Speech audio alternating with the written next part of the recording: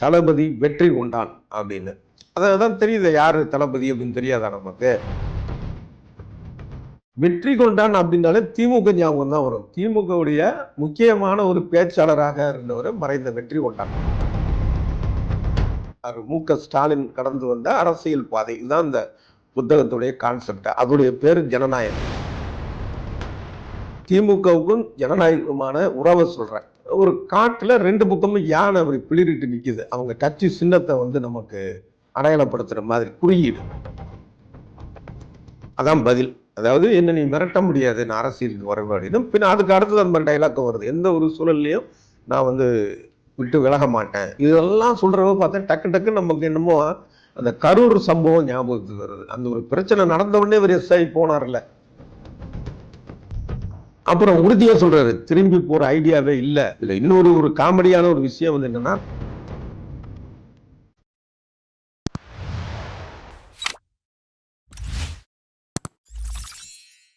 எல்லாருமே ரொம்ப ஆவலா எதிர்பார்த்திருந்தாங்க. ஜனவரி 3ஆம் தேதி அப்படின்னால விஜயோடைய ஜனநாயகன் படத்துடைய டீசர் வரணும், அதை பார்க்கணும் அப்படிங்கிற ஒரு பெரிய ஒரு துடிதுடிப்பு.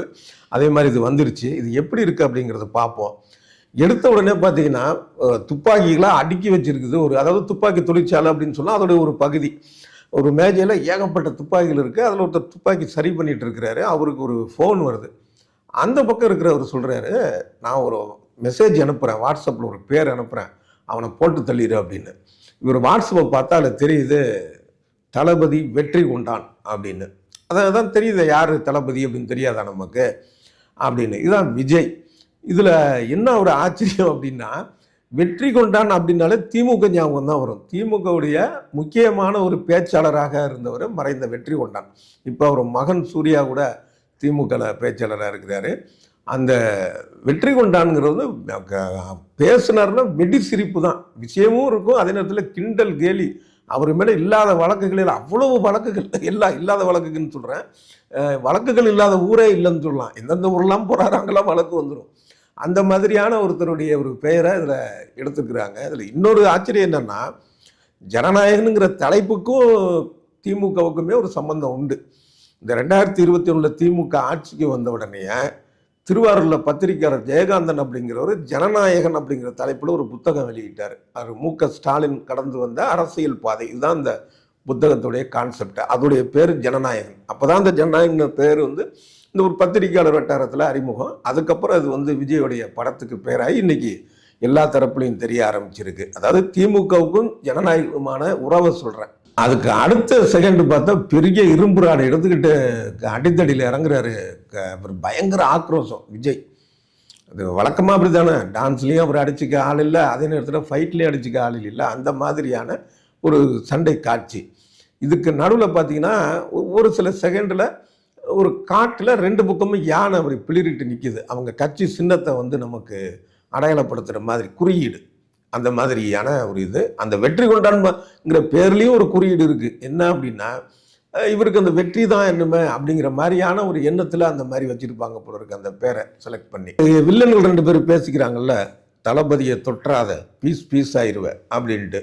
அந்த பில்டப்புக்கான விஷயங்கள் போயிட்டு இருக்கு. அப்புறம் ஒரு குழந்தை ஒன்று கேட்குது, நீங்கள் இவ்வளவு சாகசெல்லாம் பண்ணுறீங்க, நீங்கள் சூப்பர்மேனா அப்படின்ட்டு. உடனே இவர் தன்னடக்கத்தோட சொல்கிறாரு, ரஜினி படத்துலலாம் ஒரு ரஜினி அப்படி தானே பேசுவார், நான் சாதாரண மேன் தான், நான் பண்ணுற விஷயங்கள்லாம் சூப்பராக இருக்கும். அதுக்கு அடுத்த காட்சி பார்த்தீங்கன்னா, பொண்ணுங்களுக்கு பயமே கூடாது அப்படிங்கிற ஒரு டைலாக்கு. இப்போ இதுலேருந்தே நமக்கு ஏற்கனவே வந்த தகவல் ஞாபகத்துக்கு வருது. என்ன அப்படின்னா, பாலகிருஷ்ணா நடித்த பகவத் கேசரி அப்படிங்கிற படத்துடைய தெலுங்கு படம், அதோடைய ரீமேக் தான் இந்த படம் அப்படின்னு சொல்லி ஒரு செய்தி வந்துட்டு இருக்குல்ல, அதை உறுதிப்படுத்துகிற மாதிரி காட்சிகள் இருக்குது. அந்த படத்துலையும் எப்படின்னா, தன்னுடைய மகளை அவர் வளர்ப்பு மகள்னு வரும் அந்த படத்தில், தன்னுடைய மகளை இராணுவத்தில் சேர்க்கறதுக்கான ஒரு விஷயத்தை தான் பண்ணுவார். அதே மாதிரி தான் இதுலேயும் வருது. அதில் இந்த இராணுவ அகாடமிங்கிறதுக்கான வேற ஒரு பெயர் காட்டுவாங்க, இதில் வேற பெயர் காட்டுறாங்க, அவ்வளோதான். மற்றபடி இந்த காட்சி கூட அதே மாதிரி தான் இருக்குது. அந்த படத்துடைய டீசர் என்ன இருக்குது யூடியூப்பில் பார்த்தீங்கன்னா தெரியும். அதே மாதிரியான ஒரு பாணியில் தான் இதுலேயும் இருக்குது, இந்த ஜனநாயகன்லேயும். அதுக்கப்புறம் இவருடைய மகள் மமிதா பைஜு இவங்களை தாக்கப்படுறாங்க. என் பொண்ணை தொட்டவன் யாரு அப்படின்னு ஆக்ரோஷமாக கேட்குறாரு. அப்புறம் ஒரு வில்லன் சொல்கிறாரு, இன்னும் 30வது நாள், அதாவது ஒரு கடற்கரை ஓரத்தில் பெரிய கப்பலால் இருந்துட்டு சொல்கிறாரு, இன்னும் 30வது நாள் இந்தியா என்னுடைய காலடியில் இருக்கணும், இருக்கு அப்படின்ட்டு அவர் ரொம்ப கடுமையாக ஒரு டைலாக் அடிக்கிறாரு. இப்போ இடையில பிரகாஷ் ராஜ் வேற வந்து ஓம் அப்படிங்கிறாரு. அதுக்கான அர்த்தம் என்னன்னு புரியல. ஆனால் இது கதை போகிறத பார்த்தா இப்போ இதுதான் கடைசி படம்னு சொன்னார் விஜய். தமிழ்நாடு தேர்தலில் தான் நிற்க போகிறாரு, சட்டமன்ற தேர்தலில். ஏற்கனவே ஒரு கட்சி ஆரம்பித்ததுக்கப்புறம் வந்த நாடாளுமன்ற தேர்தலில் நிற்கலை. ஆனால் இந்த படத்தோட கதையை பார்த்தா ஒட்டுமொத்த அகில இந்திய கதையாக இருக்குது. ஒரு தமிழ்நாடு சட்டமன்றத்துக்கான இது இல்லை தமிழக அரசியல் அந்த மாதிரி தெரியல. ஒட்டுமொத்தமாக இந்தியாவுக்கு ஒரு ஆபத்து ஏற்படுறதும் இவர் போய் அதை காப்பாற்றுறது, ஏற்கனவே துப்பாக்கிலாம் வந்ததில்லை இவருடைய படம், அந்த மாதிரியான ஒரு பாணியில தான் போகுது. இதை உறுதிப்படுத்துகிற மாதிரி இன்னொரு டயலாக் வருது. விஜய்னா இவருடைய மகள். விஜயோடைய பயத்துக்கு பின்னாடி மிகப்பெரிய ஏதோ ஒரு விஷயம் இருக்குது, நம்ம நாட்டை காப்பாற்றணும், அதனால் அந்த ஒரு விஷயத்தை ஆராயணும் அப்படிங்கிற அர்த்தத்தில் அவர் பேசுகிறாரு விஜய். அப்புறம் கொஞ்சம் நம்ம அரசியலுக்கும் வர்றாரு. வில்லன் வந்து என்ன சொல்கிறாரு விஜய்கிட்ட, மக்களை காப்பாற்றுறோன்ட்டு இங்கே வந்துடாத அப்படின்னு. உடனே பதிலுக்கு ஒரு இடக்கா அவர் சிரிக்கிறாரு. அதான் பதில். அதாவது என்ன நீ மிரட்ட முடியாது, நான் அரசியலுக்கு வருவேன் அப்படின்னு. பின்ன அதுக்கு அடுத்தது அந்த மாதிரி டைலாக் வருது. எந்த ஒரு சூழல்லையும் நான் வந்து விட்டு விலக மாட்டேன் அப்படிங்கிற மாதிரியான அரசியல் டைலாக்குகள். இப்போதான் ராவணன் மவன்டா அப்படிங்கிற பாட்டு அது ஏற்கனவே வெளியாகி பயங்கர வைரலாக போயிட்டு இருக்கு. அதுலேருந்து சில வரிகள் வருது. இதில் இன்னொரு காமெடியான ஒரு விஷயம் வந்து என்னென்னா, ராவணனுக்கு எத்தனை மகன் தெரியுமா? பல பேருக்கு தெரியாது. மொத்தம் 7 பேர். அந்த 7 பேருமே என்ன பண்ணுறாங்கன்னா அந்த போரில் வந்து இறந்து போயிடுறாங்க. அந்த ராவணனுடைய யுத்தத்தில் மகன்கள் இறந்துடுறாங்க. அது மாதிரி இன்னொரு முக்கியமான விஷயம் என்னென்னா, ராமாயணம் வந்து கிட்டத்தட்ட ஒரு 300க்கு மேலே இருக்குது. அதில் வால்மீகி எழுதுனது நமக்கு தெரியும், கம்பர் வந்து அதுலேருந்து எழுதினாருன்னு நமக்கு தெரியும். இதை தவிர பார்த்தீங்கன்னா பல்வேறு நாடுகளில் பல்வேறு மொழிகளில் ஒவ்வொரு மதத்துக்குமே ஒவ்வொரு ராமாயணம் இருக்குது. அதனால் அது எந்த ராமாயணத்துலேருந்து எடுத்தாங்க, இல்லை எந்த ராமாயணத்துடைய ராவணன் அவருடைய மகன்னு இவர் சொல்கிறாரு அப்படிலாம் தெரியல. அது படம் பார்த்தா தான் புரியும். அப்புறம் இன்னொரு டைலாக் அடிக்கிறாரு, மொத்த அயோக்கியனும் ஒன்றா இருக்காங்க அப்படிங்கிற மாதிரி. இவர் யாரை சொல்கிறாருன்னு தெரியாமையா இருக்கு. இதெல்லாம் வந்து என்னென்னா இந்த சட்டமன்ற தேர்தலோடைய ஒட்டி இவர் பேசக்கூடிய ஒரு விஷயங்களா நம்ம அதை கனெக்ட் பண்ணி பார்த்துக்கலாம். அப்புறம் உறுதியாக சொல்கிறாரு, திரும்பி போகிற ஐடியாவே இல்லை அப்படிங்கிறதோட இது முடியுது. இதில் என்ன அப்படின்னா, இதில் அந்த ஹீரோயின் பூஜா ஹெக்டேர் தான் காணும்.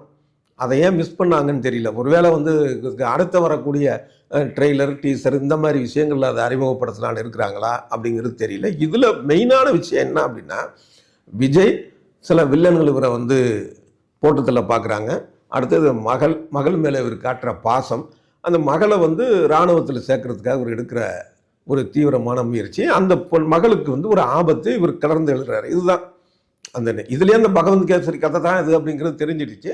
இது அடுத்தடுத்துக்கான விஷயம் என்னங்கிறது அடுத்த இதில் வருங்கிறது எதிர்பார்க்கலாம். ஆனால் என்னென்னா, திரும்பி போகிற ஐடியாவே இல்லை, மக்களை விட மாட்டேன், இதெல்லாம் சொல்கிறவ பார்த்தா டக்கு நமக்கு என்னமோ அந்த கரூர் சம்பவம் ஞாபகத்துக்கு வருது. அந்த ஒரு பிரச்சனை நடந்த உடனே இவர் எஸ்ஐ போனார்ல, அங்கே நிற்காமல் வந்து கிளம்பி விறுவிறுன்னு அப்படியே காரில் பறந்து அடித்து திருச்சி வந்ததும், திருச்சியிலேருந்து ஃப்ளைட்டில் சென்னைக்கு வந்ததும் இருக்கு இல்லையா. அதுக்கப்புறம் பேசக்கூட இல்லை பல நாட்கள், வெளியில் முகம் காட்டலை, வீடியோ கூட வரல, அப்புறம் தானே வந்தது. இதை தான் ஞாபகத்துக்கு வருது. பார்ப்போம் மக்கள் வந்து எந்த மாதிரி நினைக்கிறாங்க. இந்த படத்துடைய வெற்றி தோல்விங்கிறது மக்கள்கிட்ட இருக்குது. ஆனால் நிச்சயமாக இந்த டீசர் வந்து ஒரு சுவாரஸ்யத்தை கொடுக்குதுங்கிறத மறக்க முடியாது.